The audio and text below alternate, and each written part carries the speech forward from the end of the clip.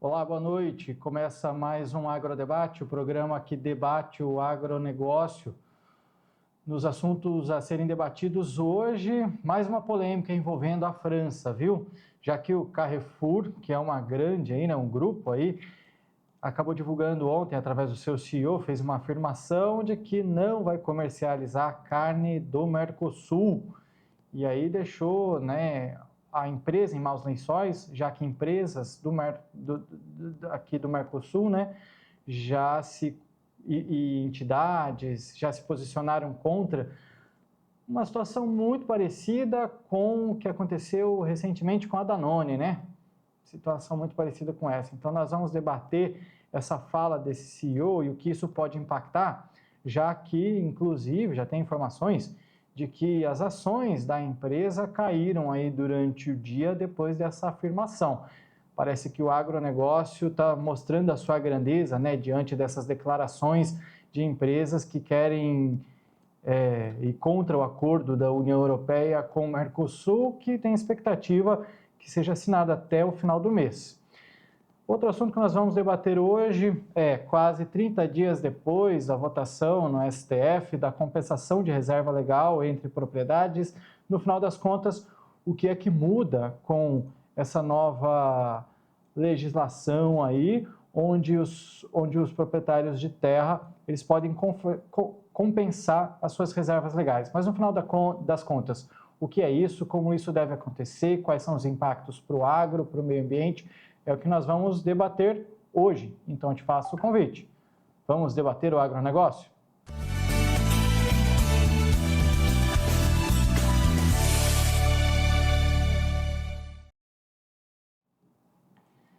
Para começar o debate de hoje, eu já convido o seu Odenir Zancanaro Bianco, que é especialista em negócios, para nós falarmos sobre esse assunto, já que, ou os dois, né? Já vamos com os dois aqui comigo, então eu já convido também nosso especialista em tributação ambiental, né, advogado, Zaid Arvid, já convido os dois que vão fazer parte deste debate. Boa noite, senhores. Já vou dando boa noite aqui para o seu Zaid Arvid. Como vai por aí, Zaid? Boa noite, meu amigo Jossan, boa noite, Bianco, e a todos os telespectadores do Agrodebate. Prazer estar aqui de novo nessa quinta-feira. Tamo junto. Seu Bianco, vamos debater então esses assuntos importantes, né? Boa noite, Jossan, boa noite, doutor Zaid, que prazer estar contigo hoje aqui. Vamos debater mais esses dois assuntos um pouco até polêmicos, né? Vamos lá. Então vamos lá, para contextualizar, já vamos falando aí vamos começar com o assunto do Carrefour, que está mais em alta aí. O mercado, inclusive, deu uma abalada por conta de um simples comentário, né? Que a gente vai até, na nossa conversa de hoje, chegar à conclusão que não é, na verdade, um simples comentário. O que pode ser um simples comentário pode ter impacto aí. O que é que aconteceu, minha gente? O CEO global do Carrefour, Alexandre Bompard, afirmou nas redes sociais nessa quarta-feira que a empresa assumiu o compromisso de não comercializar nenhuma carne proveniente do Mercosul. Essa fala dele aconteceu em uma carta que foi para o presidente da organização francesa, a Federação Nacional dos Sindicatos de Agricultores, e ele ainda disse que o projeto de acordo livre do comércio entre a União Europeia e o Mercosul traz um risco de inundação no mercado francês de uma carne que não respeita as exigências e normas. A gente viu um caso muito parecido com esse, que foi o da Danone, né, recentemente, e que já começou a provar que uma fala como essa pode ter impacto. E só para reiterar ainda que essas falas elas têm de fato impacto, essa declaração ela acabou rechaçada por entidades brasileiras e as ações da empresa elas registraram queda. Por volta das 11 da manhã, o Carrefour tinha caído 3,57% na B3. Agora, eu estou atualizando aqui, eu estou vendo que no dia a queda está em 2,17%. Está dando uma amenizada, mas uma fala como essa, seu Bianco, ela tem impacto, né? E para o agro, principalmente para o agronegócio brasileiro, não é nada bom. E, inclusive, com as respostas, gerou aí esse problema, pode ser um problema para o Carrefour é mais uma vez a França, né? Parece que é um complô da França contra o Brasil, sendo que nós temos legislação, que é uma das melhores do mundo aí, e eles ainda querem comprar briga. Jossan, o impacto do Carrefour é maior do que da Danone. Por quê? A Danone ela tinha só determinados produtos, né? Agora, então, vem o Carrefour e diz que não compra as carnes brasileiras. Isso não seria só carne de gado, entra frango, entra todos os tipos de carne produzidos no Brasil. Eles estão aí, na realidade, o senhor da Carrefour, ele disse que eles só não iriam comprar carne para o consumo lá da França. Que aqui no Brasil, os supermercados do Brasil, eles têm 1.200 supermercados aqui no Brasil, que aqui no Brasil eles poderiam comprar ainda e vão comprar ainda carne. Então aí o que é que esse C1 quis, o que o Carrefour quer? Ele quer dar um afago aos produtores franceses, por causa que os produtores franceses estão fazendo protesto. Agora, só com isso que você comentou, essa baixa nas ações deles, eu acho que eles já vão pensar um pouco melhor. E acho que nós devemos fazer o que nós fizemos com a Danone. Nós não vamos entrar, então, nos supermercados da Carrefour. Onde tiver Carrefour, não vamos entrar para comprar produto nenhum também. Eles estão sendo radicais conosco, nós poderemos ser radicais com eles também. Esse é o meu pensamento. Eu estava aqui, eu passei, né, a tarde estudando esse assunto e na minha cabeça acabou passando, mas de fato eu esqueci de falar para o público que nos assiste que depois, né, disso tudo, inclusive a Money Times aí, que é um site, né, de noticiário aí, recebeu uma nota enviada pelo Carrefour que afirmou que a medida se aplica, né, apenas a lojas na França, sem alteração na operação da empresa no Brasil e na Argentina, por exemplo.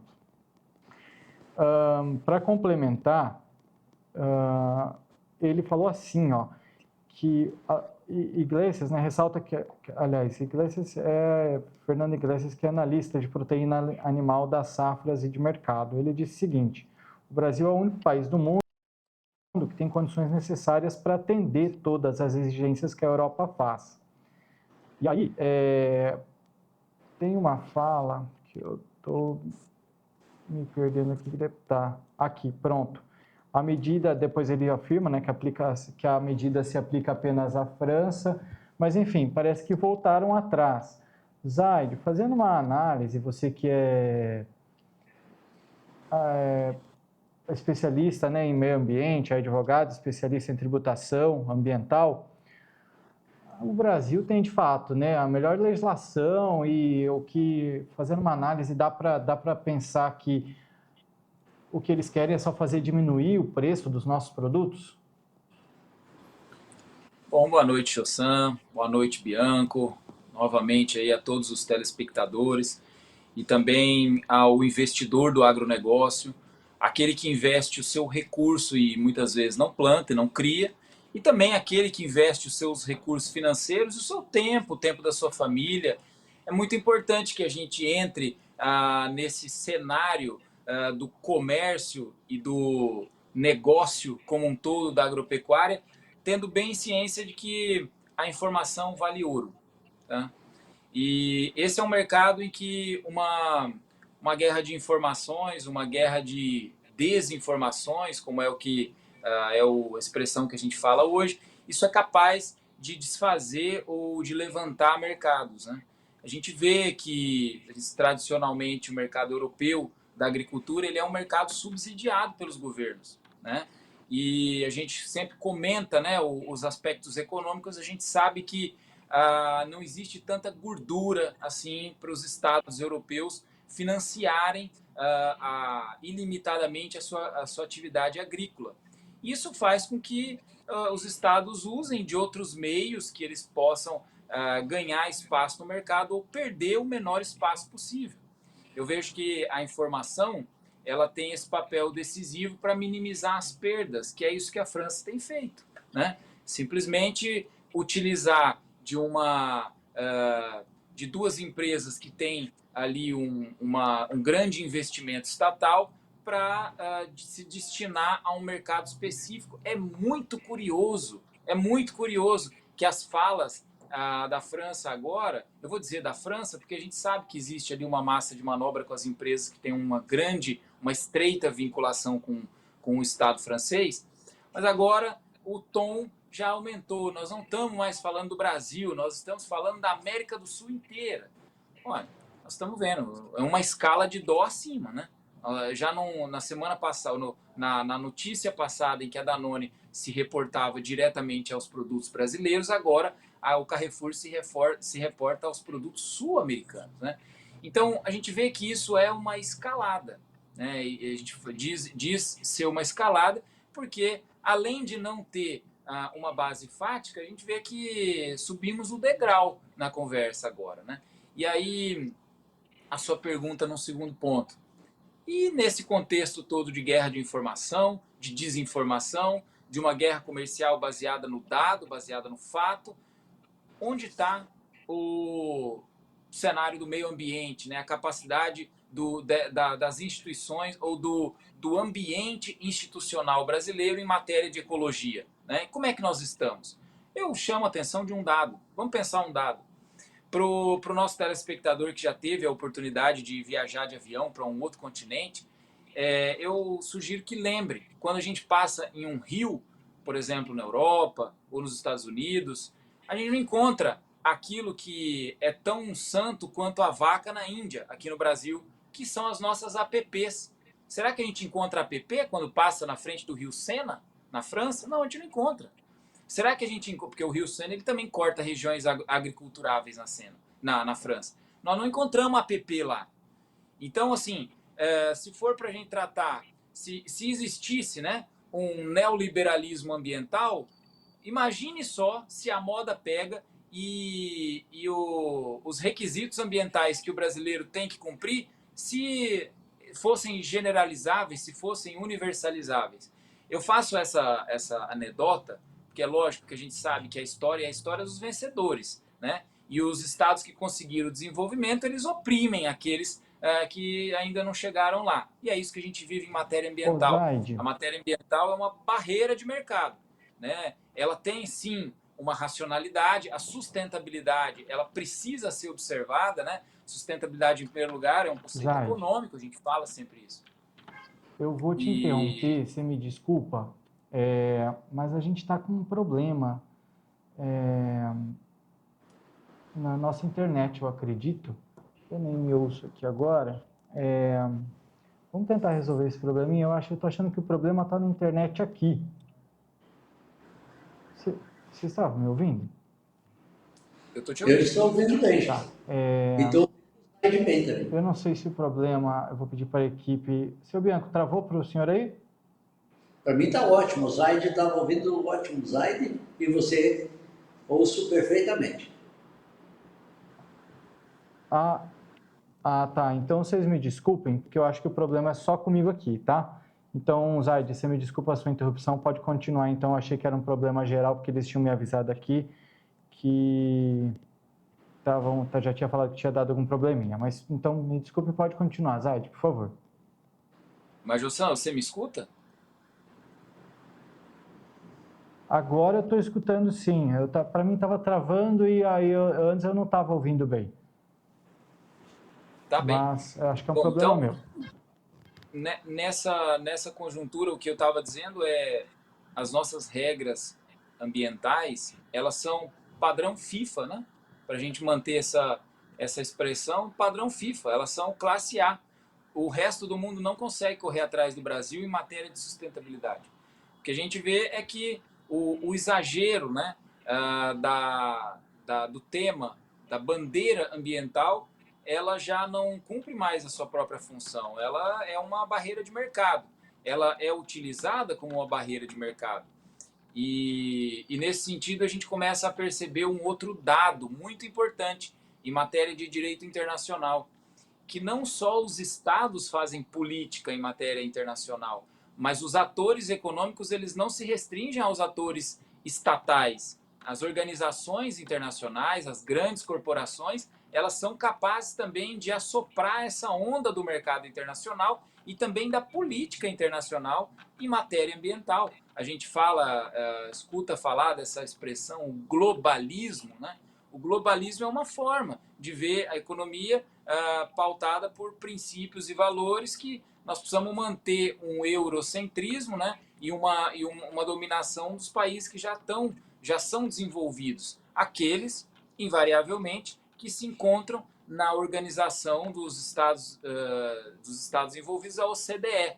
São as grandes maiores economias do mundo, elas se encontram na cúpula da OCDE. Então, esse eurocentrismo, essa maneira de manter o status quo, né? a hegemonia daqueles que sempre tiveram hegemonia, agora tem mais uma ferramenta, que é a matéria ambiental. Então, nós brasileiros somos favoráveis a regras ambientais que promovam sustentabilidade.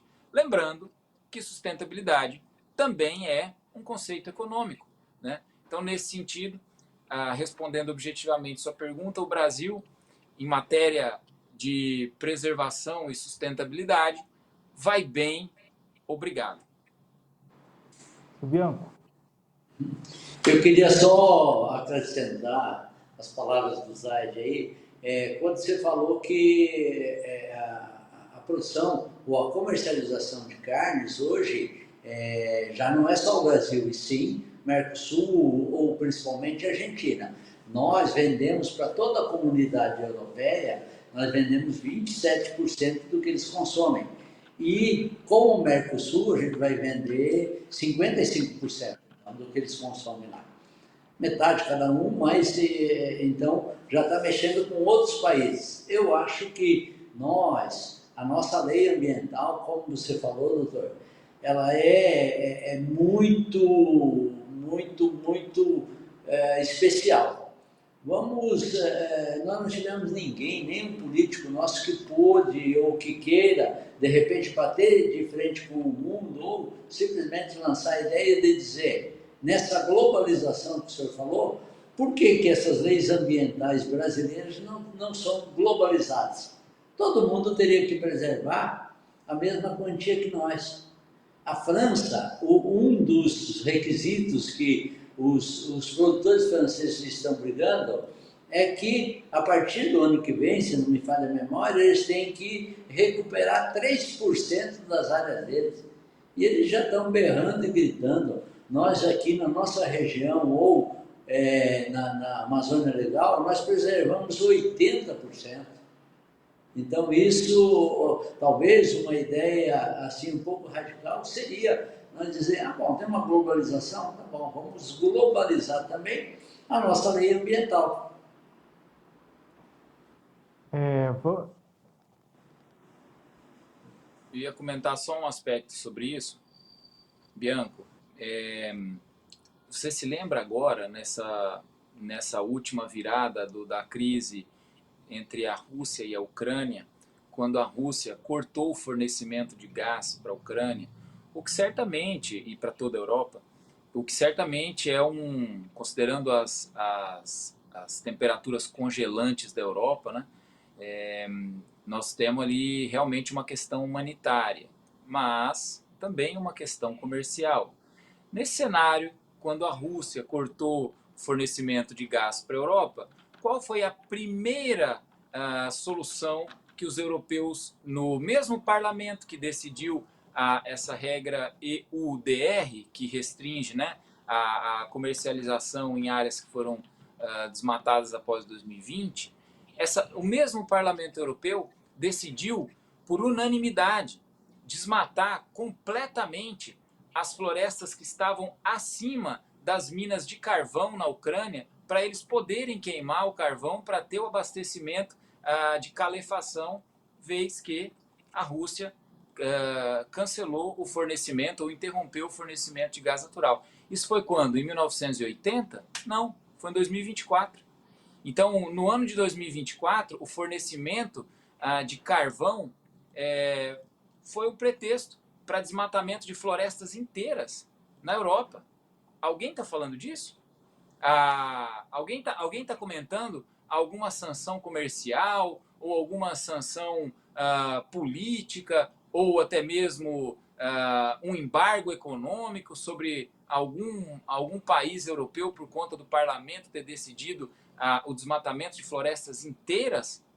Não, ninguém está discutindo. Por isso eu volto. O tema do globalismo e o tema da barreira comercial, eles são hipérboles da matéria ambiental. Eles são alto-falantes, né, daqueles princípios que deveriam nortear justamente a sustentabilidade. O que é sustentabilidade? Do ponto de vista da nossa Constituição, é que a gente garanta para as próximas gerações a mesma condição de ter o acesso aos recursos naturais que a nossa geração teve.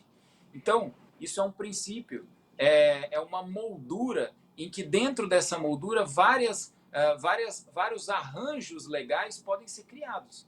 Então, os dois pesos e as duas medidas, eles ficam bem claros quando a gente se lembra desse fato que aconteceu, como eu brincava, não nos anos 80, mas no ano de 2024. Zaid, só queria também adicionar, eles cometeram, lógico, que tem o fator humanitário, como você bem frisou. Não poderia a população de lá morrer de frio e sim, mas eles cometeram dois, entre aspas, dois crimes, né, que foi o desmate e que foi reativar essas usinas deles, que são essa de carvão, que polui muito mais do que o gás. Então, são dois fatores que eles olharam para o humanitário, que eu até dou razão, que pode ser, porém são dois fatores muito agravantes. Agora, nós não podemos olhar para o humanitário aqui também, com a pobreza que nós temos dentro da Amazônia Legal, esses ribeirinhos que não conseguem plantar, os índios que eles defendem tanto. Por que o índio não pode arrendar a terra dele, ter renda e ter qualidade de vida? Será que o índio não gosta de andar de Hilux ou ter um ar-condicionado dentro da casa dele ou ter qualidade de vida? De comer uma comida com mais qualidade? Será que ele tem que ser condenado a viver lá no meio da mata e só passar comendo produtos naturais? Muito bem, vai lá, Zaid. O que eu comentaria sobre isso, aí entra num assunto que nós no direito, nós analisamos isso do ponto de vista do universalismo ou do relativismo em matéria ambiental, mas também em matéria humanitária. Eu vou dar um exemplo com cores mais gritantes, né, que diz respeito à liberdade religiosa e ao que o Ocidente olha, o Oriente, especificamente o Oriente Médio, com um viés universalista na flor da pele. Quando, por exemplo, uma mulher, é um exemplo muito forte esse, mas eu já anunciei que ele vai ser com cores fortes para a gente entender o tema do relativismo e do universalismo.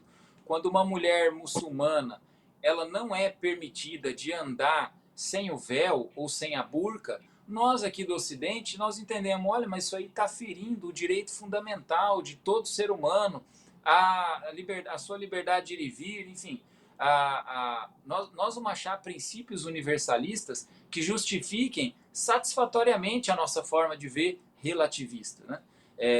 Eu falo relativista não como um erro, porque o instrumento universalista, o instrumento de que são princípios universais do direito do homem, eles são manipulados de uma maneira conveniente, sob uma perspectiva do Ocidente, né? Então, a gente vê que existe uma transvaloração dos valores. Em matéria ambiental, a gente percebe a mesma coisa. O tema vai ficando um pouco filosófico, mas é preciso que a gente faça esse contato da ideia com o fato.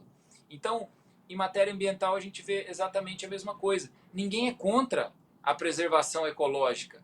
O que nós não podemos fazer, e aí justificar, é que nós tenhamos nas nossas zonas rurais do estado de Mato Grosso, de Itapurá, de Lucas do Rio Verde, de São José do Rio Claro, de Cuiabá. Eu falo de Lucas do Rio Verde porque é um grande exemplo do desenvolvimento do agronegócio, mas ao mesmo tempo, quando a gente olha que o saneamento básico em Lucas do Rio Verde beira 2%, a pessoa assusta. Então, a imagem que eu gostaria de trazer, assim, não é justificável do ponto de vista ambiental se ter uma coleção de árvores de pé na zona rural, e ninguém é contra isso, né? Mas para o preço disso, ser crianças morrerem por falta de saneamento básico. Então, é preciso se encontrar um arranjo equilibrado do ponto de vista ecológico, socioambiental também. Então, esses pratos da balança em que giram o direito ambiental não admitem uma sobreposição da matéria ambiental em relação a todas as demais que são obrigação do Estado, né? Isso que o Bianco comentou, eu trago com uma outra imagem, né? De que adianta nós nos orgulharmos com a nossa coleção de árvores em pé na zona rural, com as crianças morrendo por falta de saneamento, num município que, na sua zona urbana, polui muito mais do que a zona rural como um todo, que é muito mais foco de degradação ambiental do que toda a zona rural. Considerando ainda que a gente sabe que num município como um todo, por vezes a zona urbana ela corresponde a 1,5% da extensão de área. E essa sim, pelo adensamento populacional, é capaz de promover grandes desastres ambientais. Para a gente fechar esse assunto, como que a gente enxerga aí, seu Bianco, já pego a tua fala aí, como que a gente pode classificar essa fala do Carrefour? Jossan, eu falo para você que isso aí foi... o Carrefour só quis fazer um favor aos produtores de lá, e com prejuízo na bolsa. Daqui uns dias vem esse CEO e vão emendar essa conversa, fazer igual o Danone, dizer que não disse, que disse, e que eles voltam atrás. Depende da reação nossa. Nós devemos ter reação contrária ao que eles sempre falam. Tá? Zaide, como é tua visão sobre isso? Ô Jossan, eu vejo como o Bianco está dizendo, existe assim, ó, um oportunismo, né, no momento sobre como manipular a informação, e eu vejo que o mercado brasileiro ele é muito mais sólido do que isso, né? Não vai ser um sopro que vai derrubar uma casa de concreto, a gente já sabe disso desde a fábula lá. Então, que não adianta o lobo francês chegar e achando que a casa é de palha ou de madeira, que o mercado brasileiro ele é muito mais sólido. E lembrando um ditado francês, né, justamente que é do nosso liberalismo, laissez-faire, laissez-passer. Deixe estar, deixe passar, que o mundo vai se organizando por si mesmo. O mercado brasileiro é muito mais forte. Mês que vem nós vamos falar disso novamente. Isso aí. Agora a gente linka com outro assunto, que é o segundo assunto que nós vamos conversar hoje, e que está bem ligado com isso tudo, né? Que é essa preservação ambiental que é cobrada de outros países, principalmente de União Europeia, que a gente tem visto essa pressão, francesa principalmente, e que envolve aí a preservação ambiental. Parece que veio aí agora um respiro para o produtor rural, que foi a votação, né, de um projeto de lei que foi aprovado pelo STF, que é uma alternativa, né, de regularização para exigências no mercado, que é a compensação de reserva legal entre propriedades. Vamos falar sobre isso já já. A gente faz um breve intervalo comercial e volta daqui a pouquinho.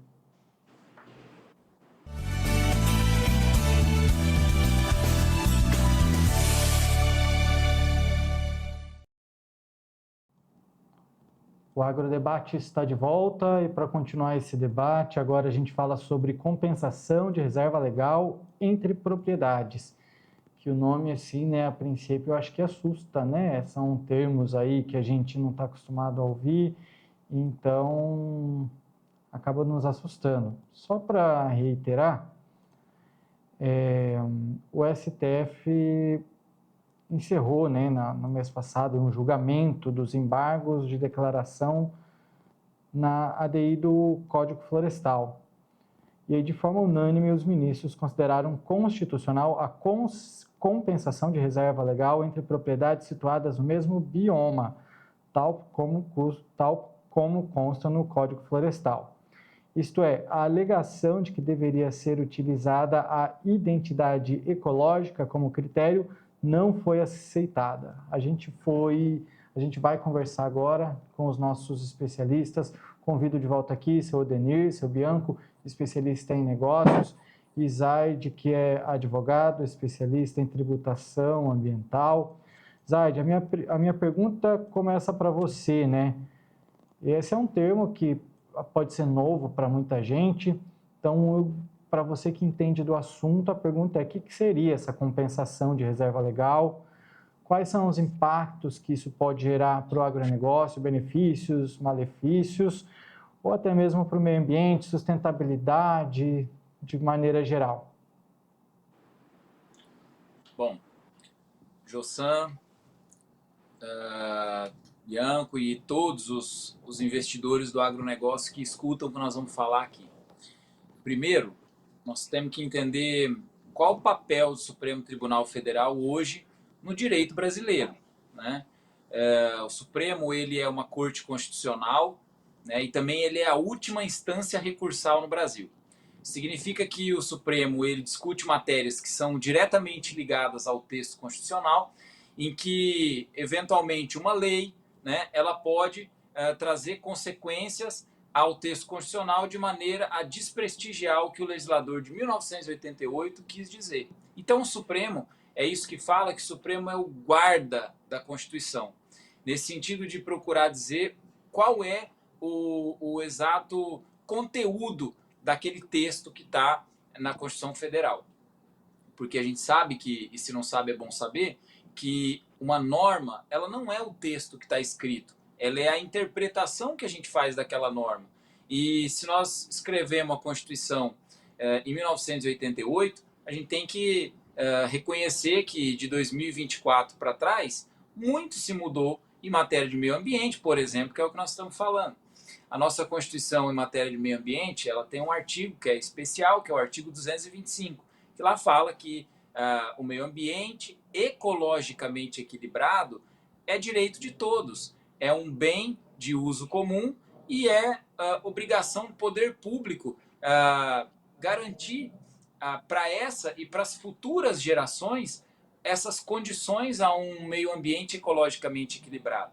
Então, aí vamos perceber uma coisa, né? O que foi a discussão no Supremo Tribunal Federal não foi um único tema sobre a compensação ambiental.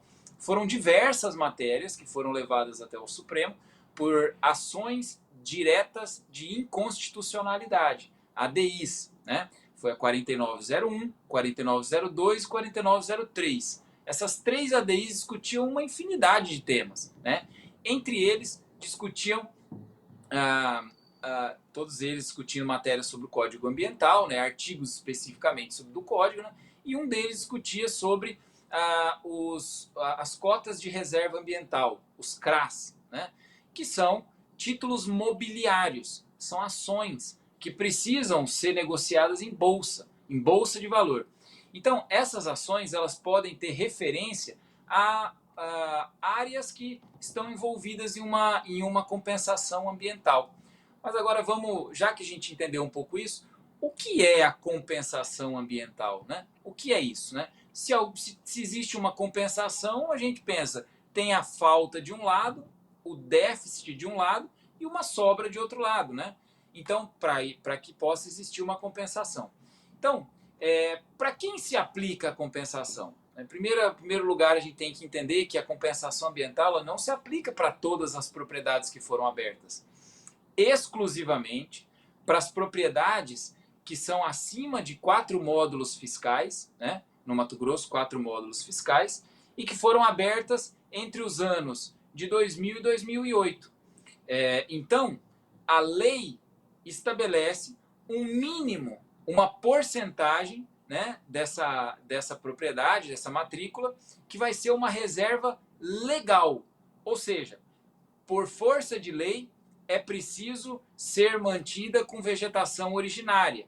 E se por acaso foi suprimida, é preciso que, para essas áreas que foram abertas antes de 2008 e acima de 4 módulos fiscais, elas encontrem uma outra área nesse conceito de bioma, né, que nós já vamos falar o que é isso, para entregar como uma maneira de compensar aquela porcentagem legal que aquela matrícula mesmo não cumpriu.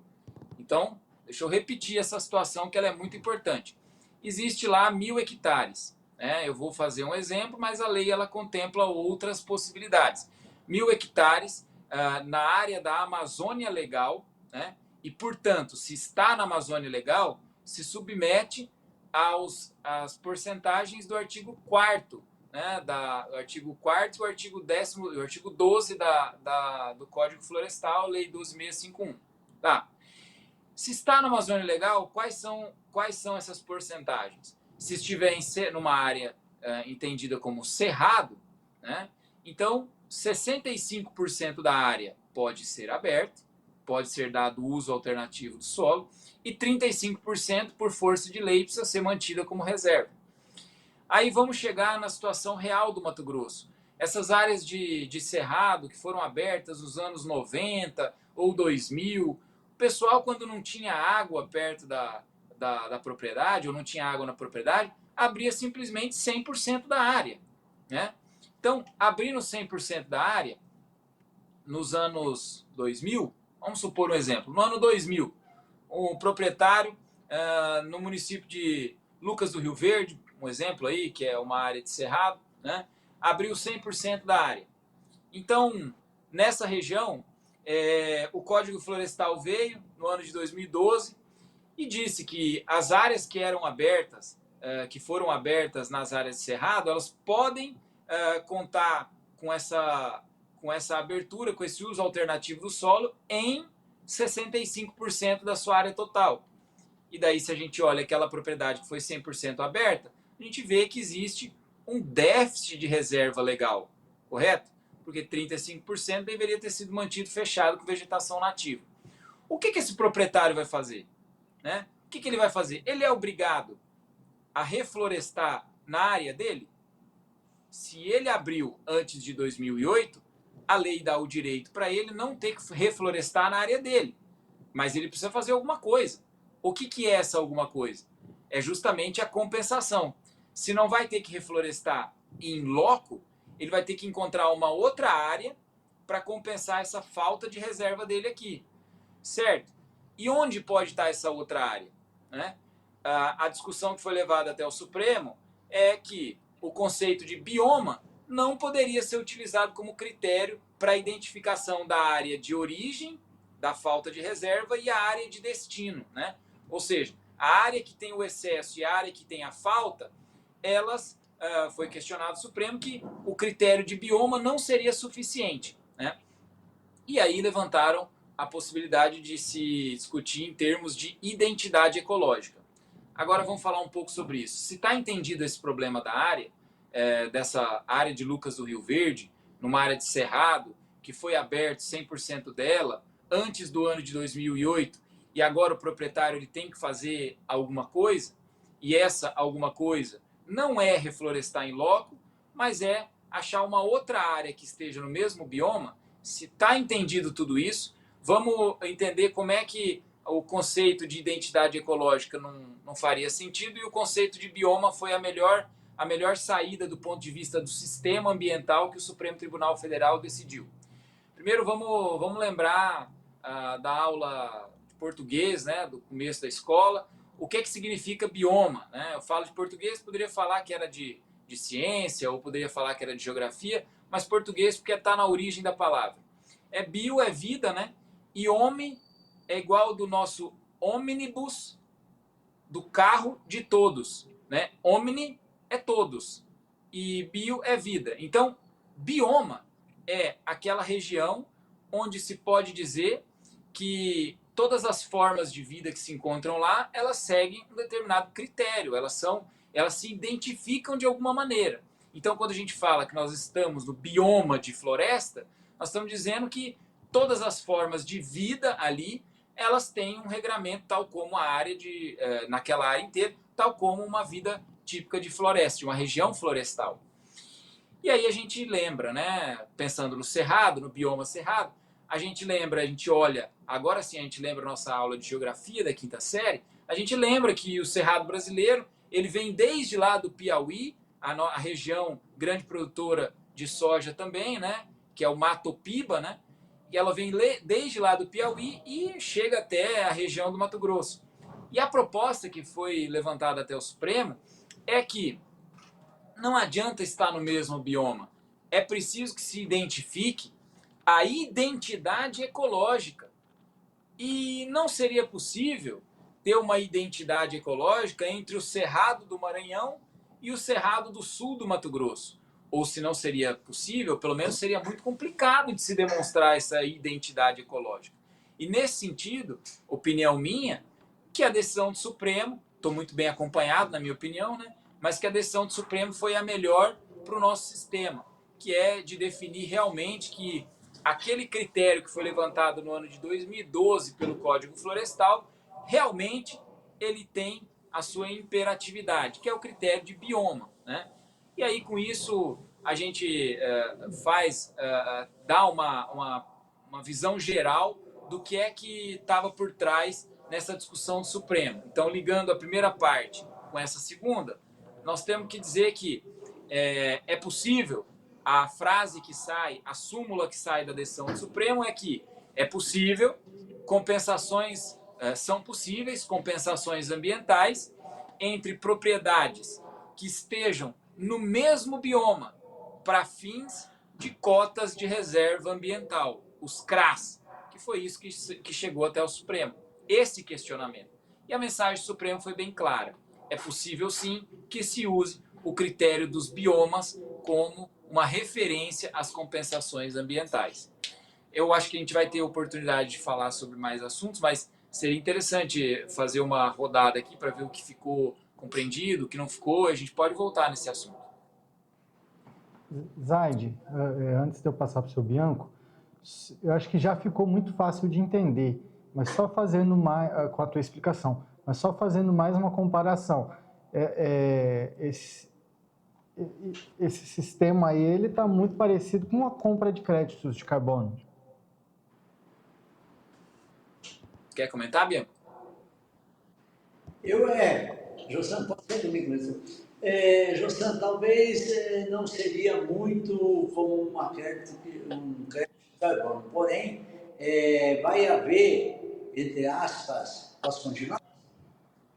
Eu quis dizer assim, que a maneira de tratar é a mesma, porque o crédito de carbono você não está emitindo a quantidade suficiente, então você precisa comprar. Eu vou tentar falar, porque o Dr. Zaid foi muito claro, muito tecnicamente, tudo da Constituição foi perfeito, certo? Eu vou tentar ver se vocês conseguem me entender, falar mais aquilo que aconteceu mesmo na nossa região. Lá, até o ano de 2008, ou no ano de 1990, as pessoas aqui tinham o direito, ou se dizia que tinham o direito de derrubar uma certa quantia. Porém, não havia fiscalização. O que houve em Lucas do Rio Verde? O pessoal veio e derrubou 100% das áreas, certo? E isso se tornou hoje uma ilegalidade, em virtude daquilo que o Dr. Zaid já falou. Então, ele teria que recuperar 35% disso, ou 25%, 35%, né?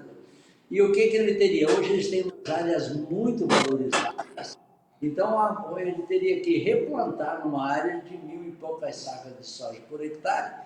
Então, o que é que vai ser feito? Ele pode comprar uma área em outro local, desde que seja no mesmo bioma, que seja igual, nos mesmos padrão que existia em Lucas do Rio Verde.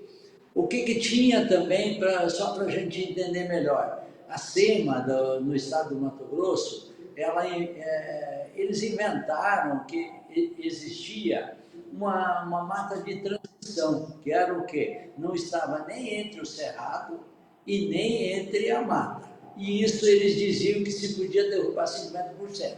Aonde fosse mata, realmente mata mesmo, se poderia derrubar só 20%.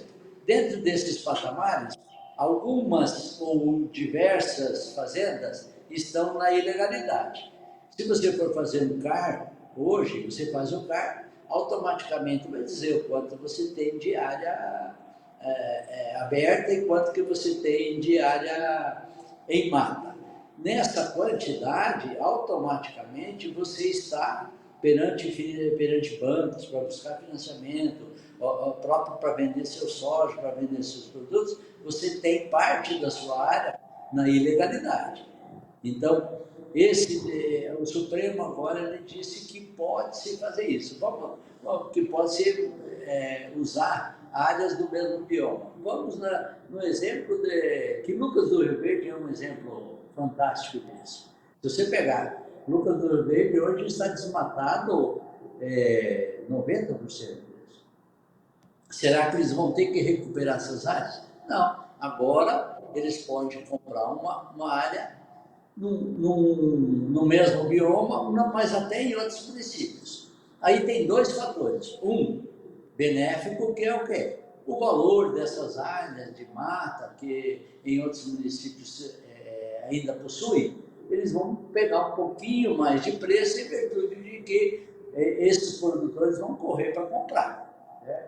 Mas também tem o lado ruim, que é o quê? Esse município, vamos dar um exemplo aí do município bem ao norte do Brasil, esse município que estava todo em mata, aí ele pega essa terra e fica de reserva do município de Lucas do Rio Verde. Porém, Lucas do Rio Verde fica produzindo milho, soja, grão, gera empregos, máquinas, tudo. E aquele município lá que destinou a reserva, destinou essa parte dessa reserva, ele não vai ter renda nenhuma. Então, eu acredito até que vai se resolver o problema, porém, será que não vamos aí de criar municípios que vão ficar quase só de reserva?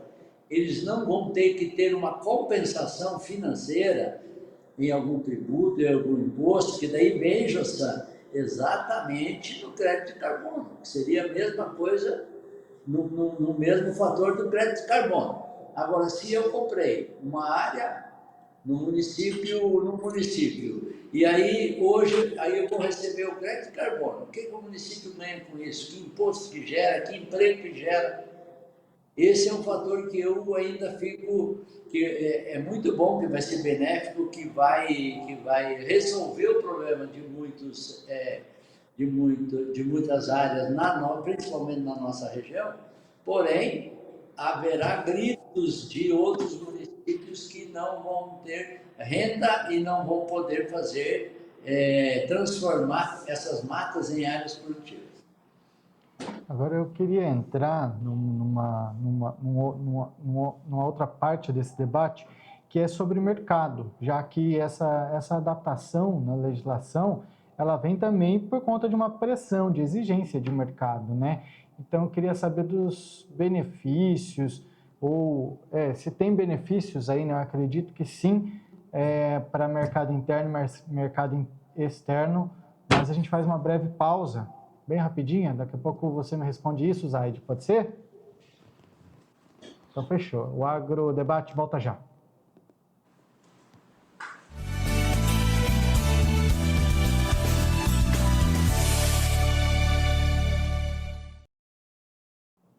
Voltamos com o Agrodebate e o assunto da vez é essa segurança jurídica que os produtores rurais conseguiram aí, né, através também da frente parlamentar do agronegócio, que foi o julgamento dos embargos de declaração da ADI do Código Florestal e que garantiu, eu vou pedir aí para os rapazes voltarem comigo, os de hoje, seu Odenir, o Bianco e o Zaid Arvide. Zaid, no bloco anterior eu perguntei e quero a tua resposta agora. Com essa mudança de compensação de reserva legal aí, existe uma maneira que o mercado brasileiro pode ser beneficiado com essa decisão? Ótima pergunta, Jossan. Até quando o assunto é bom, o tempo passa rápido. eu gostaria muito de comentar também, se você me permite, no pouco tempo que a gente tem, o ponto que o Bianco levantou sobre as arrecadações municipais, sobre a transferência de pobreza, né, de uma região para outra, né, com a questão da compensação ambiental.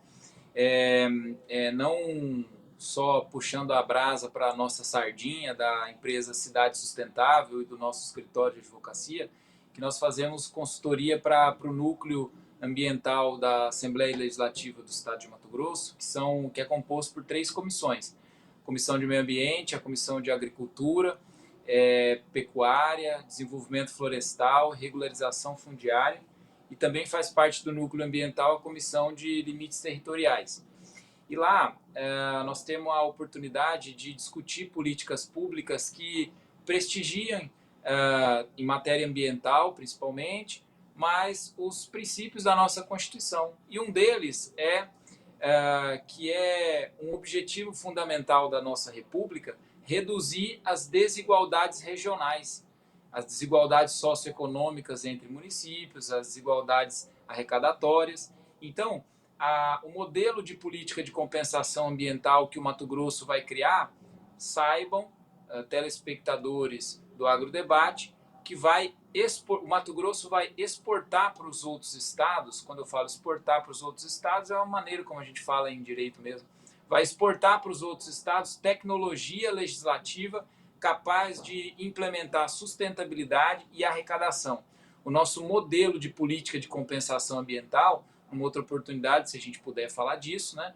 Ele é um modelo altamente sofisticado, né? Mas também, ao mesmo tempo, muito simples do ponto de vista operacional. Prestigia arrecadações dos municípios, né? E isso muito ligado com uma preocupação que a Assembleia Legislativa tem no estado de Mato Grosso com a pauta municipalista, né? Essas 3 comissões, eles pensam muito nas arrecadações municipais. E aí um ponto que uma outra hora a gente pode voltar, no ano de 2023, 35 municípios deixaram ou quase deixaram de ser municípios para voltar a ser distrito por falta de arrecadação. Então esse é um problema muito sério e isso toca a sustentabilidade. Isso é um problema de sustentabilidade. Isso também é um problema de sustentabilidade institucional, ambiental também, porque se não existe uma administração local capaz de gerenciar esses recursos naturais, é bem mais provável, como o Bianco falou, que na época de 80, 90, como não tinha fiscalização, abriram tudo em Lucas. Em 2024 isso também pode acontecer. Se não tiver o poder público para tutelar o meio ambiente, que é um valor constitucional, também pode acontecer. Podemos também ter esse mesmo fim da ilegalidade de outras áreas. Então, municípios que deixam de ser municípios e passam a ser distritos é um problema de sustentabilidade. Não apenas ecológica, mas também ecológica, né? Mas do ponto de vista administrativo, também arrecadatório, tributário, né?